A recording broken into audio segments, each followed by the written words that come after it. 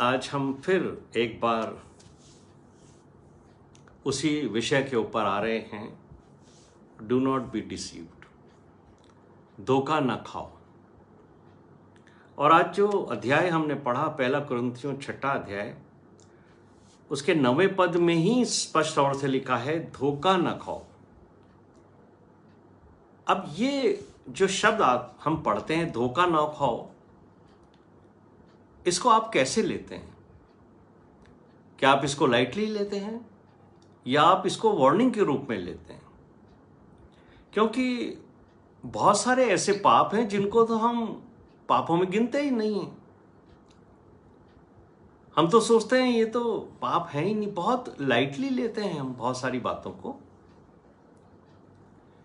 लेकिन बाइबल में बहुत सारी चीजें हमें स्पष्ट तौर से ये बता देती हैं कि अगर ये चीजें हमारे जीवन में हैं तो आप विश्वासियों की कैटेगरी में आते ही नहीं।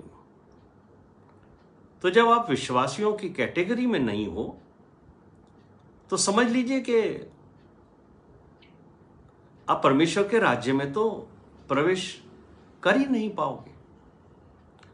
और जब पौलुस मुझे और आपको वार्निंग देते हैं, जो हमने पढ़ा अभी, हमारी बहन मुखर्जी ने पढ़ा, उसको देखिए, पहला कुरिन्थियों 6 अध्याय और उसके 9 पद में बहुत सारी बातें लिखी हैं। धोखा न खाओ, न वैश्यगामी, न मूर्ति पूजक, न परस्त्रीगामी, न लुच्चे और न पुरुषगामी। ये अपवित्रता की निशानियां हैं। फॉर्निकेशन, एडल्ट्री, ये सब जो बातें हैं, ये परमेश्वर के वचन के एकदम विपरीत हैं। परमेश्वर का वचन मुझे और आपको सिखाता है, पवित्र बनो, क्योंकि हमारा बुलाने वाला पवित्र है, हमारा परमेश्वर पवित्र है, प्रभु यीशु मसीह पवित्र है। तो परमेश्वर के राज्य में प्रवेश करने वाले पवित्र होने चाहिए। और यीशु मसीह ने अपने लहू से मुझे और आपको पवित्र कर दिया। उसके बावजूद भी अगर हमारा मन इन कामों के प्रति आकर्षण को महसूस करता है तो यहां लिखा है, धोखा न खाओ। अरे तुम्हें पहले से बता दिया गया है, उसके बावजूद भी अगर तुम टेम्प्ट होकर इन बातों को बहुत लाइटली ले रहे हो तो यकीन जानो कि तुम धोखे में जी रहे हो। और पौलुस क्या कहते हैं? न चोर, न लोभी, न पियक्कड़, यानी किसी की कोई चीज उठा लेना, किसी चीज का लालच करना, किसी चीज का लोभ करना और शराब पीना, तूफान करना। और आगे लिखा है कि गाली देने वाले भी, अब्यूज लैंग्वेज बोलने वाले भी, अंधेर करने वाले भी, जो लोगों के ऊपर अंधेर करते हैं। और स्पष्ट तौर से पौलुस कहते हैं, ये लोग तो ये बात समझ लें कि ये परमेश्वर के राज्य के वारिस नहीं होंगे। कोई आपको प्रवेश नहीं दिला पाएगा अगर आपने इन आदतों को अपने जीवन में रख रखा है। आप ये मत समझना मेरे प्रिय भाइयों और बहनों कि आप कैसा भी जीवन व्यतीत करो, एक बार आपको प्रभु यीशु मसीह ने बचा लिया है तो कई लोग सोचते हैं कि once saved is always saved. लोग इस गलतफहमी में भी जीते हैं कि एक बार हमारा उद्धार हो गया तो वो उद्धार परमेश्वर हमसे लेगा नहीं, क्योंकि हम उद्धार को समझते ही नहीं।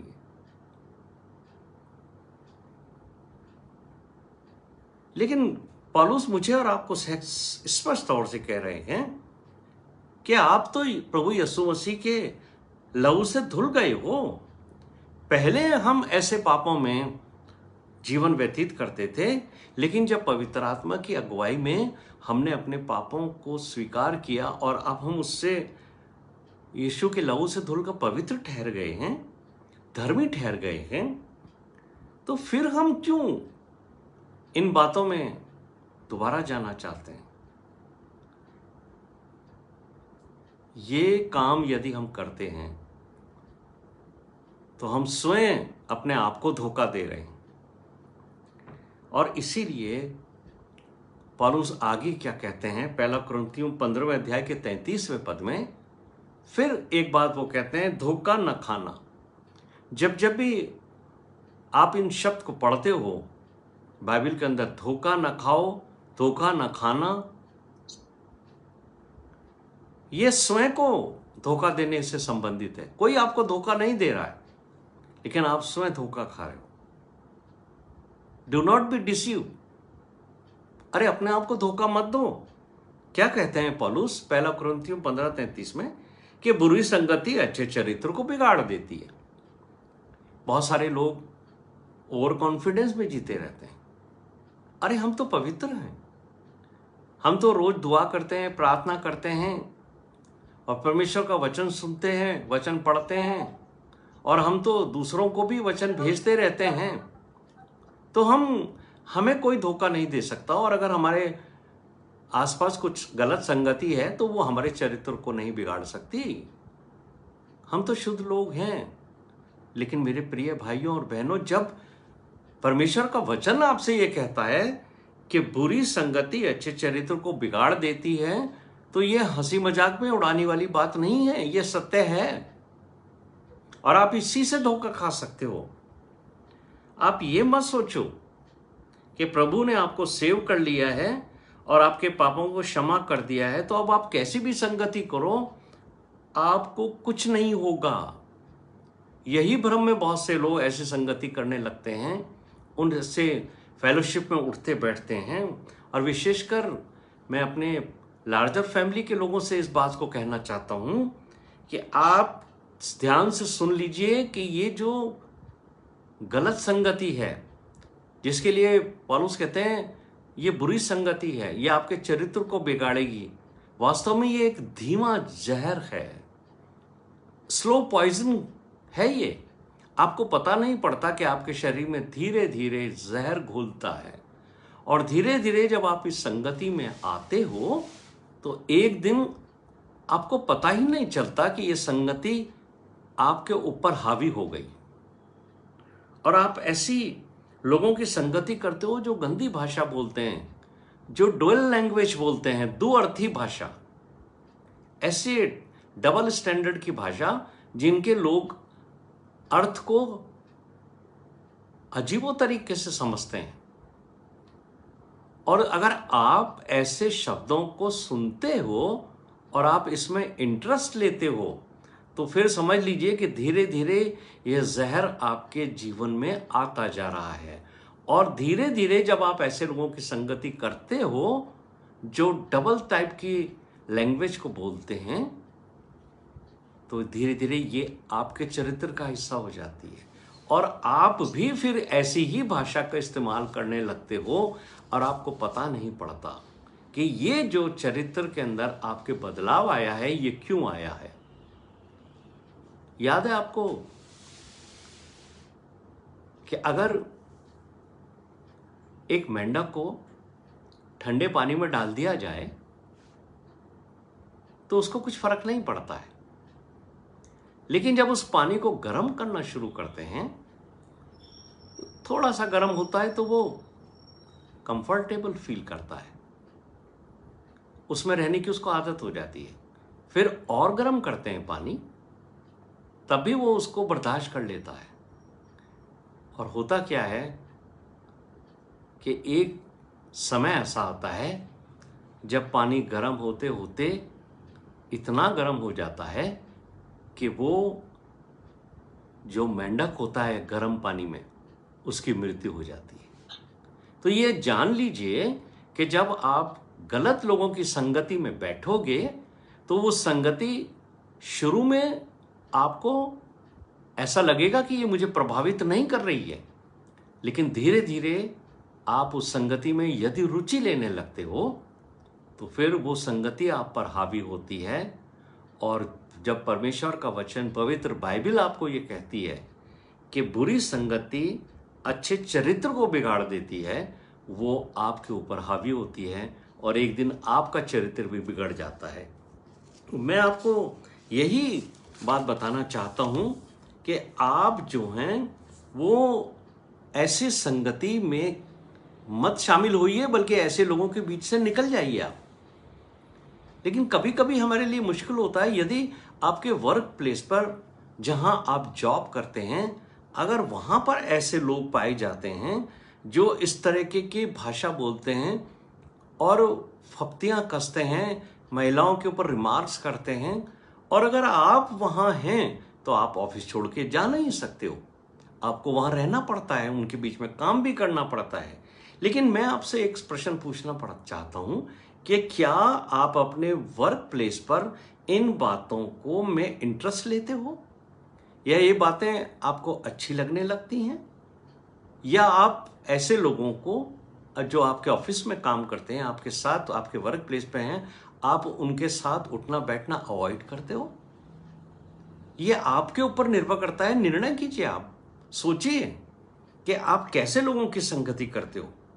यदि आपको ये फील होता है कि चलेगा, सब चलता है आजकल दुनिया में, तो आप अपने दिल को कहां लेके जा रहे हो?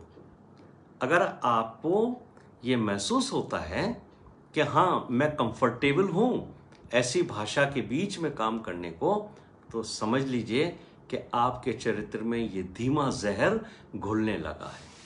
और मेरे प्रिय भाइयों और बहनों, जब आप पतरस की दूसरी पत्री पढ़ते हैं, जो पवित्र बाइबल के नए नियम में आपको मिलेगी, दूसरा पतरस उसके दूसरे अध्याय 7 और 8 में, यहाँ एक धर्मी व्यक्ति का चरित्र है जिसका नाम लूत है, जो सदोम और अमोरा में रहता था, और उसके लिए लिखा है कि वो अधर्मियों के चाल चलन से बहुत दुखी था।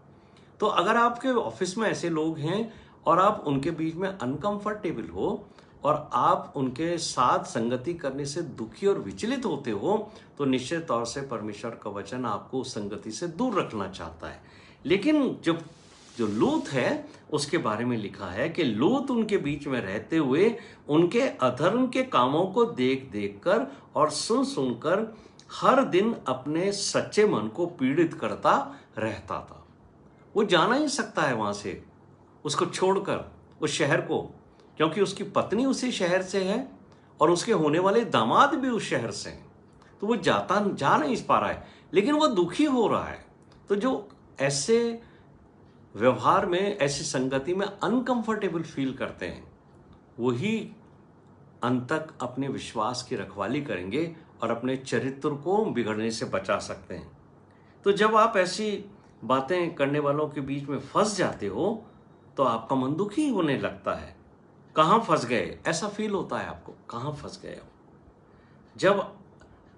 तब आपकी प्रार्थना कैसी होनी चाहिए कि प्रभु, आप हमें ऐसी गंदगी से निकालिए।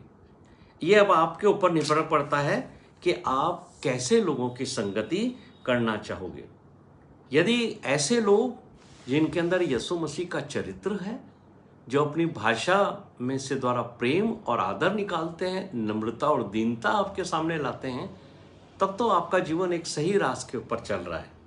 लेकिन यदि आप ऐसे लोगों की संगति में भी आनंद महसूस करते हो जो बुरी भाषा, बुरा चरित्र और मन के अंदर बहुत गंदी बातें रखते हैं, तो याद रखिए कि ये जो संगति है वो आपके हृदय को एक स्लम जैसी गंदगी में कन्वर्ट कर देगी। और फिर अगर आपके अंदर एक गंदगी आ जाएगी, आपके विचारों में गंदगी आ जाएगी, आपकी भाषा में गंदगी आ जाएगी, फिर प्रभु यीशु मसीह ने कहा था, जो तुम्हारे हृदय में है वही तुम्हारे मुख पर आता है, तुम्हारी जुबान के ऊपर वही आएगा जो आपके हृदय में है। तो ये संगति धीरे धीरे आपके विचारों को, जो आपके हृदय से उठते हैं, उनको दूषित करके गलत कर देती है। इसलिए बाइबल कहती है कि जब भी आप संगति करो, अच्छे लोगों की संगति करो, विद्वानों की संगति करो, परमेश्वर के भक्तों की संगति करो, और उनकी संगति करने से निश्चित तौर से आपको आत्मिकता में बढ़ने का अवसर मिलेगा। और कई बार लोग कहते हैं कि यीशु मसीह पापियों के बीच में संगति करता था। उसके ऊपर ये भी आरोप लगाते थे लोग कि प्रभु यीशु मसीह तो पापियों की संगति करता था। लेकिन मेरे प्रिय भाइयों और बहनों, प्रभु यीशु मसीह की संगति में आने से कई पापियों का जीवन तो बदल गया। आप देखिए जक्कई का जीवन कितना बदल गया जब यीशु मसीह उसके घर में गए। यीशु मसीह को उसने सुना, यीशु मसीह के जीवन से, उनके प्रवचनों से, जो वचन उनके मुख से निकले, उससे उसका जीवन बदल गया। उसके स्टेटमेंट को पढ़िए आप। महसूल लेने वाला जो मत्ती था, जब वो यीशु मसीह की संगति में आया, उसने महसूल लेने के जो कार्य को उसको त्याग दिया, उसके चरित्र में परिवर्तन हो गया। तो क्या हमें पापियों की संगति नहीं करनी चाहिए, या सिर्फ वो पवित्र लोगों की ही संगति करें? क्योंकि यीशु मसीह को तो पापियों का मित्र कहा गया है। तो आपको भी ये ध्यान रखना है कि जब आप ऐसे लोगों की संगति में आ जाते हो, तो आपका ये मिशन फील्ड है। आप उनको अपनी संगति में लाकर उनको चरित्रवान बनाइए, न कि आप उनकी संगति में आकर बिगड़ जाएं। ये इस तरीके से है मेरे प्रिय भाइयों और बहनों कि जैसे लोग रस्सा कशी खींचते करते हैं। आपने देखा उस गेम को, जिसमें एक तरफ कुछ लोग होते हैं रस्से को अपनी तरफ खींचते हैं, और दूसरी तरफ कुछ लोग होते हैं वो रस्से को अपनी तरफ खींचते हैं। तो यानी जो बुरे लोग हैं, यदि वो आपको अपनी तरफ खींच रहे हैं, यानी शैतान उन लोगों के द्वारा आपको आकर्षित कर रहा है और आप संसार के आकर्षण की ओर खिंचते चले जा रहे हैं, तो आपको तुरंत उस रस्से को यानी उस संगति को छोड़कर वहां से भाग जाना चाहिए, क्योंकि आप रेजिस्ट नहीं कर पा रहे हो। आपको टेम्पटेशंस आ रहे हैं और आप गिर सकते हो। तो इसके पहले कि आप गिर जाओ, आप उस संगति को छोड़ दो।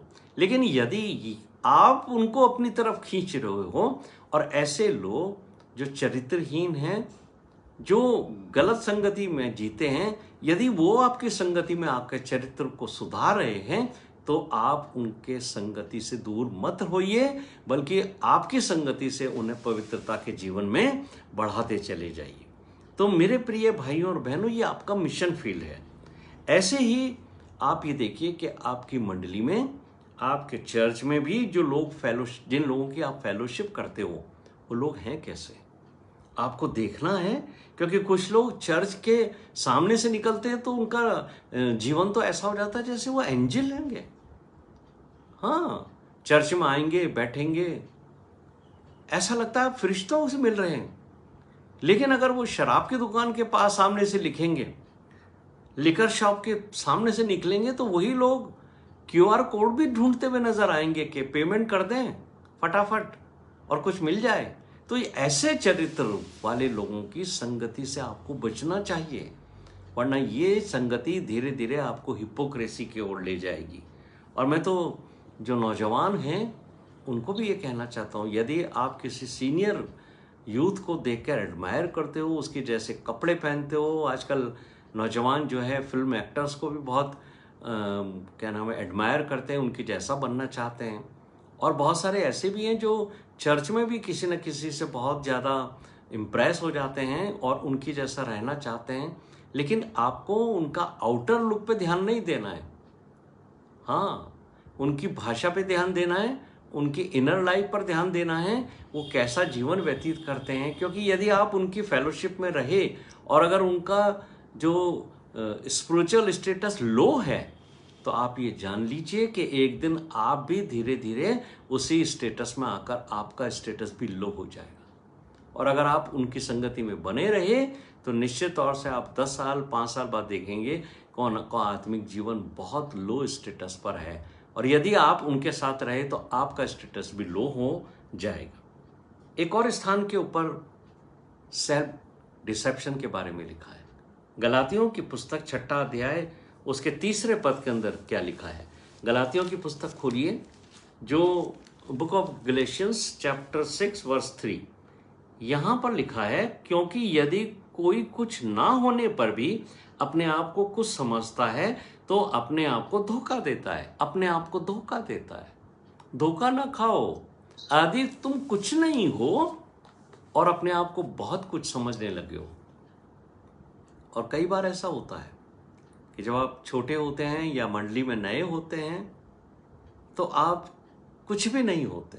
नोबडी, आपको कोई जानता नहीं, कोई रिकॉग्नाइज नहीं करता। लेकिन कभी कभी आपको मंडली के अंदर कोई पद मिल जाता है, आपको परमेश्वर की ओर से कोई स्पिरिचुअल गिफ्ट मिल जाता है, आप प्रार्थना योद्धा बन जाते हो, आप जो हो प्रेयर के अंदर आगे बढ़ जाते हो, आप प्रीचिंग भी करने लगते हो, आप मीटिंग्स कंडक्ट करने लगते हो, आप मंडली के अंदर वर्शिपर हो जाते हो, क्वायर मेंबर हो जाते हो। आप जैसे जैसे लाइमलाइट में आते हो, आपको लगता है कि मैं कुछ हूं। पहले आप नोबडी थे, लेकिन अब आप समबडी हो गए। और यहीं से यदि अगर आप ये सोचने लगते हो कि मैं कुछ हूं, तो शैतान धीरे धीरे आपके अंदर धोखा पैदा कर रहा है। आप कुछ नहीं हो। ये तो परमेश्वर का अनुग्रह है कि उसने आपको स्पिरिचुअल गिफ्ट दिए हैं, लेकिन ये जो गिफ्ट है ये आपको परमेश्वर की महिमा के लिए इस्तेमाल करना है, ना कि सेल्फ प्रेजिंग के लिए इस्तेमाल करता है। और जिस दिन आप ये सोचने लगते हो कि आई एम समथिंग, मैं कुछ हूं, वहीं से आपके अंदर जो है वो, मेरे प्रिय भाइयों और बहनों, गिरावट शुरू हो जाती है।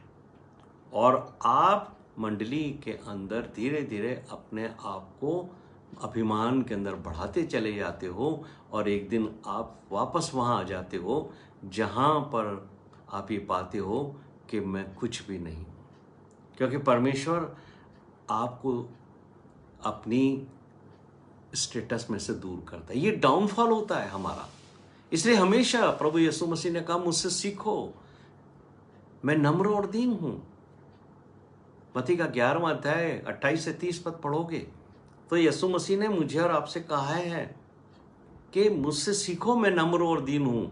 अगर यीशु मसीह, जिसके पास परमेश्वर पुत्र होकर परमेश्वर के समकक्ष अधिकार था, वो अपने आप को कुछ नहीं समझता और कहता है कि मैं अपनी ओर से कुछ नहीं कहता, पिता मुझ में होके काम करता है, मेरा तो वचन भी मेरा नहीं है, मेरे भेजने वाले का है, तो मैं और आप क्या हैं कि हम कहें कि आई एम समबडी। यहां से हमारा डाउनफॉल शुरू होगा। और गलातियों की पुस्तक 6 अध्याय 7 और 8 पद के अंदर बहुत स्पष्ट तौर से लिखा है। क्या चीज लिखा है? धोखा न खाओ, परमेश्वर ठट्टों में नहीं उड़ाया जाता।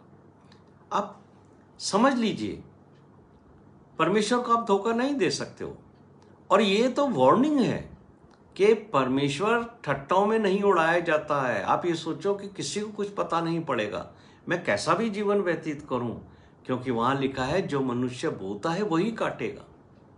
आप ये मत सोचना कि आप कुछ भी बो आपको स्वर्ग का राज्य मिल जाएगा। नहीं, यहां पर स्पष्ट तौर से पौलुस कहते हैं कि जो शरीर के लिए बोता है वो शरीर की कटनी काटेगा। यानी शैतान आपको उत्साहित करता है कि कोई नहीं देख रहा है, कुछ चुरा लो, कुछ गलत काम कर लो, आपको उत्साहित करता है, कोई नहीं देख रहा है। अंधेरे में किए गए कोई काम कोई नहीं देख रहा है, और वो आपको कहता है शरीर को अच्छे लगने वाले काम करो। इसीलिए जितनी एडल्ट्री होती है, जितने गलत काम होते हैं, वो रात के अंधेरे में होते हैं। लेकिन कोई देखे ना देखे, वो परमेश्वर तो आपको देख ही रहा है। और कई बार हम अपने आप को बहुत कुछ समझते हैं और अपने लिए जीते हैं। हम दूसरों के प्रति बिल्कुल कुछ नहीं करना चाहते। और जब हम सेल्फ के ऊपर फोकस करते हैं, ये सेल्फ हमें सेल्फिशनेस की ओर बढ़ाता है। रिश्ते बेहद कमजोर हो जाते हैं। हम जिस परिवार में हैं वहां भी हम कुछ नहीं समझते किसी को। और मेरे प्रिय भाइयों और बहनों, ये देखा गया है कि भाई भाई को कुछ नहीं समझता, बहू सास को कुछ नहीं समझती,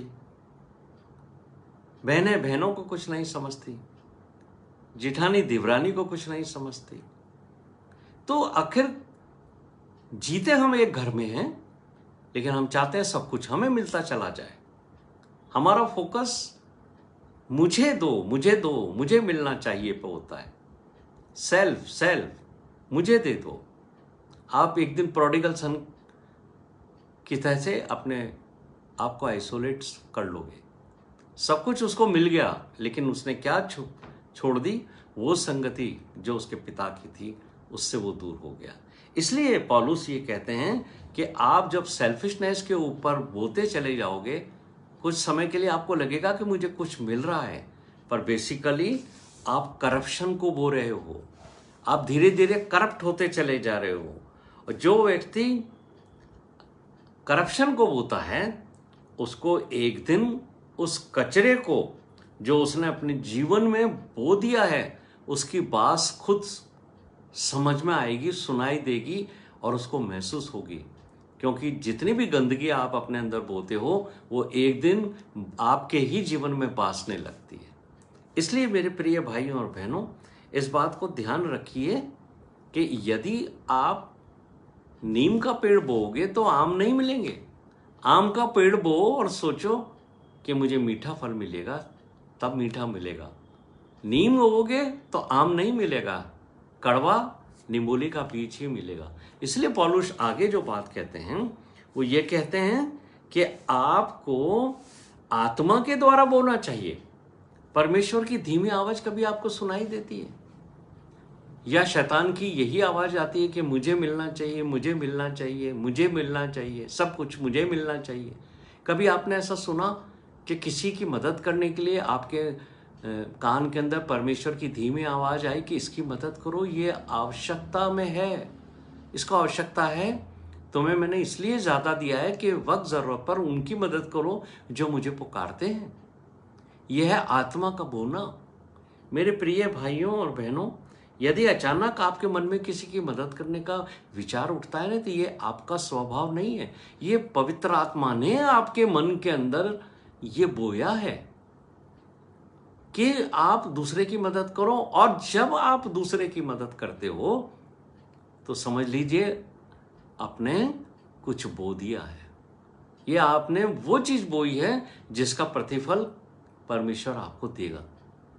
लेकिन ये जो बोना है वो एक दिन में सामने नहीं आता है कि आपने एक पौधा बोया, एक बीज बोया और दूसरे दिन उसमें जो है वो फल लगने लग गए। ऐसा नहीं है। पहले आप बीज बोते हो, फिर वो अंकुरित होता है, फिर वो पौधा होता है, फिर वो पौधा बढ़ता है, बढ़ने के बाद कुछ वर्षों के बाद उसमें फल आते हैं। तो याद रखिए, यदि आप पवित्र आत्मा की अगुवाई में बो रहे हो तो आप आशीषित हो और आपको पवित्र आत्मा के द्वारा इसका प्रतिफल मिलेगा। लेकिन यदि आप अपने लिए बो रहे हो, शैतान की आवाज के द्वारा सब कुछ संसार में बटोरना चाहते हो, तो आपको ये पता नहीं है कि किस दिन आपका प्राण ले लिया जाएगा।